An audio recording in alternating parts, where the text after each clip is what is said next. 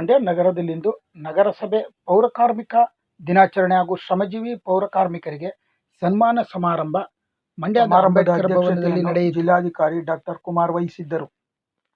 ವೇದಿಕೆಯಲ್ಲಿ ಶಾಸಕ ಪಿ ರವಿಕುಮಾರ್ ಗಣಿಗ, ನಗರಸಭಾ ಅಧ್ಯಕ್ಷ ಎಂಇ ಪ್ರಕಾಶ್, ಉಪಾಧ್ಯಕ್ಷ MP Arun Kumar,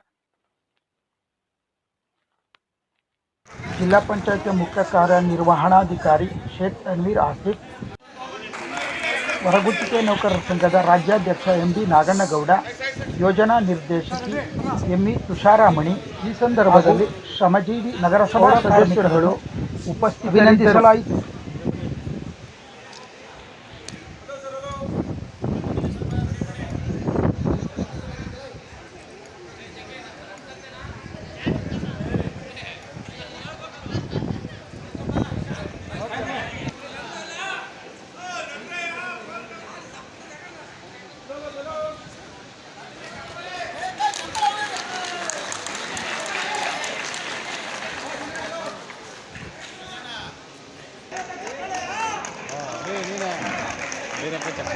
so next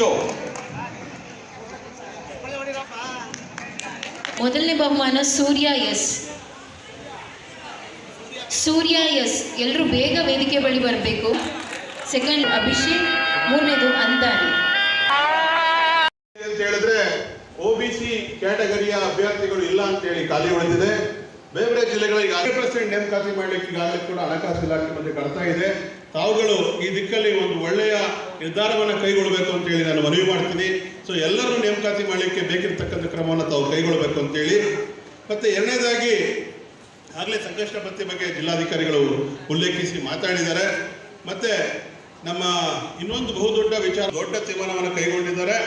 ಅದರಲ್ಲಿ ಪೌರ ಕಾರ್ಮಿಕರಿಗೂ ಒಂದು ನೆಲೆಯನ್ನು ಕೊಡ್ತಕ್ಕಂಥ ಕೆಲಸಕ್ಕೆ ನೀವು ಚಾಲನೆಯನ್ನು ಕೊಡಬೇಕು ಈ ಸಂದರ್ಭದಲ್ಲಿ ಅಂತ ಹೇಳಿ ನಾನು ಮನವಿ ಮಾಡ್ತೀನಿ.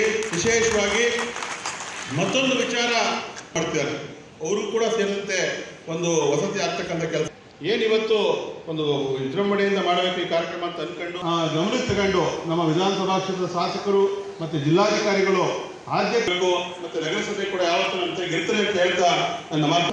ಶ್ರೀ ಪಿ ರವಿಕುಮಾರ್, ಮಾನ್ಯ ಶಾಸಕರು, ಮಂಡ್ಯ ವಿಧಾನಸಭಾ ಕ್ಷೇತ್ರ, ಇವರು ಕಾರ್ಯಕ್ರಮದ ಕುರಿತು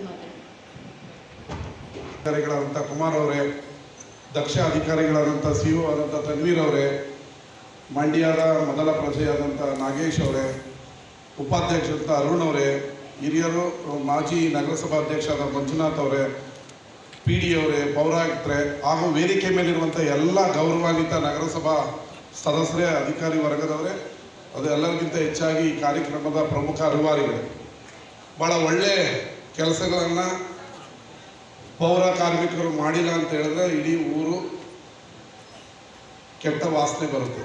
ನೀವು ಒಂದು ವಾರ ಸ್ಟ್ರೈಕ್ ಮಾಡಿದ್ರೆ ಏನಾಗುತ್ತೆ ಅನ್ನೋದು ಇಡೀ ಜನಕ್ಕೆ ಗೊತ್ತಿದೆ. ಬಹಳ ವರ್ಷಗಳ ಕಾಲ ಪೌರ ಕಾರ್ಮಿಕರನ್ನ ನೆನ್ಕೊಳ್ಳೋದು. ಸರ್ಕಾರಗಳು ಕೂಡ ನೀವು ಮಾಡ್ತಾ ಇರುವಂಥ ಕೆಲಸಗಳನ್ನ ಗುರುತಿಸಿ ಕಾಲಕ್ಕೆ ನಿಮಗೆ ಬರಬೇಕಾದಂಥ ಎಲ್ಲ ಸವಲತ್ತುಗಳನ್ನು ಕೂಡ ಆಯಾ ಸರ್ಕಾರಗಳು ಒದಗಿಸ್ತಾ ಬಂದಿದೆ. ಈಗ ನೀವೆಲ್ಲ ಏನು ಪೌರ ಕಾರ್ಮಿಕರ ನೇರ ಪಾವತಿಯನ್ನೇ ಸರ್ಕಾರ ಮಾಡಬೇಕು ಅನ್ನೋದು ನಾಗಣ್ಣಗೌಡರು ಇಡೀ ರಾಜ್ಯಾದ್ಯಂತ ಹೋರಾಟವನ್ನು ಮಾಡ್ತಾ ಇದ್ದಾರೆ. ನಮ್ಮ ಮೇಲೂ ಕೂಡ ಒತ್ತಡ ಆಗ್ತಾ ಇದ್ದಾರೆ. ನಮ್ಮ ಸರ್ಕಾರ ನಿಮ್ಮ ಶೀಘ್ರದಲ್ಲೇ ಏನು ಪೌರ ಕಾರ್ಮಿಕರ ನೇರ ಪಾವತಿ ಈಗ ಫೈನಾನ್ಸಲ್ಲಿದೆ, ಇನ್ನು ಕೆಲವೇ ದಿನಗಳಲ್ಲಿ ಅದು ಆರ್ಡರ್ ಆಗಿ ನೀವು ಎಲ್ಲರಿಗೂ ನೇರ ಪಾವತಿಯನ್ನ ಮಾಡೋದಕ್ಕೆ ನಮ್ಮ ಸರ್ಕಾರ ಸಿದ್ಧ ಇದೆ. ಅದರಲ್ಲೇನು ಎರಡು ಮಾತಿಲ್ಲ. ನಾಗರಿಕರು ಯಾವಾಗ ಅವರ ಟೀಮ್ ಬಂದರೂ ಕೂಡ ಮುಖ್ಯಮಂತ್ರಿಗಳನ್ನ ನಾನು ಭೇಟಿ ಮಾಡಿಸೋಕ್ಕೆ ಸಿದ್ಧನಿದ್ದೇನೆ. ನಾವು ನಿಮ್ಮ ನೇರ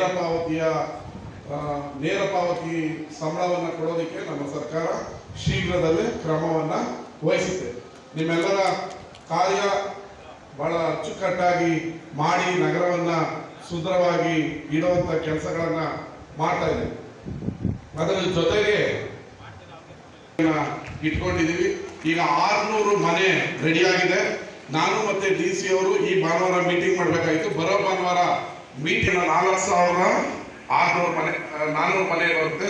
ಹಂತವಾಗಿ ಕಟ್ಟುವಂಥ ಕೆಲಸವನ್ನು ಮಾಡ್ತೀವಿ. ನಿಮ್ಮೆಲ್ಲರಿಗೂ ಸೈಟ್ ಕೊಡಬೇಕು ಕೂಡ ಅದಕ್ಕೆ 30 ಲಕ್ಷ ರೂಪಾಯಿಯನ್ನ ಪೌರ ಕಾರ್ಮಿಕ ಇಲಾಖೆಯಲ್ಲಿ 30 ಲಕ್ಷ ನಾನು ಕೇಳ್ಕೊಳ್ಳಿ 30 ಲಕ್ಷ ಒಂದು ಎಕರೆಗೆ ಪೌರಾಡಳಿತ ಇಲಾಖೆ ಜಾಸ್ತಿ ಇದೆ.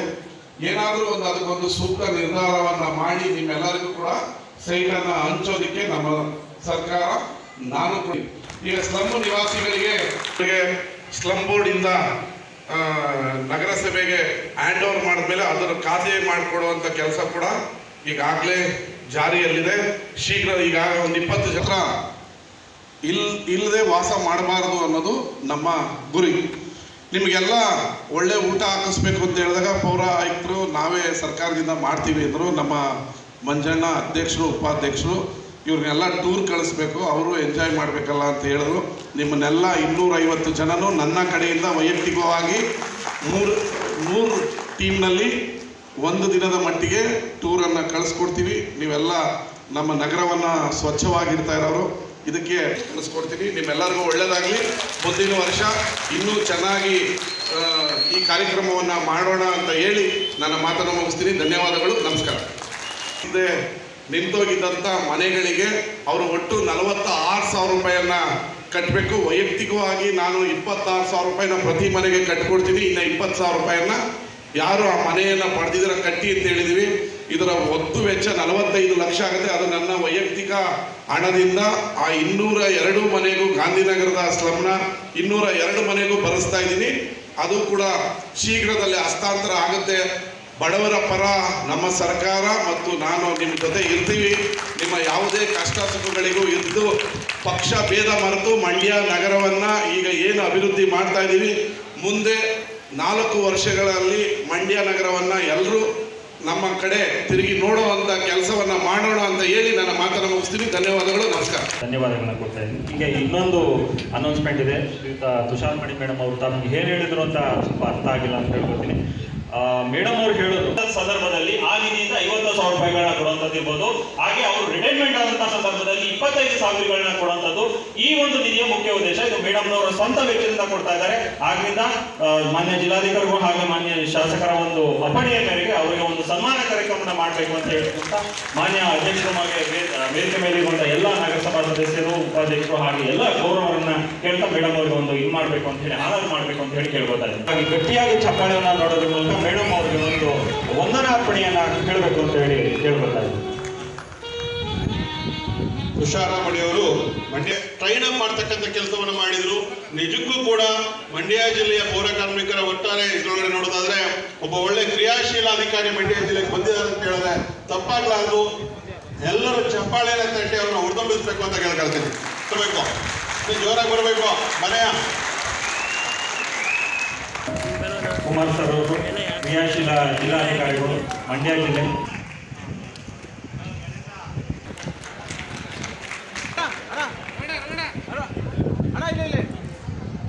ಪೌರ ಕಾರ್ಮಿಕರ ಒಂದು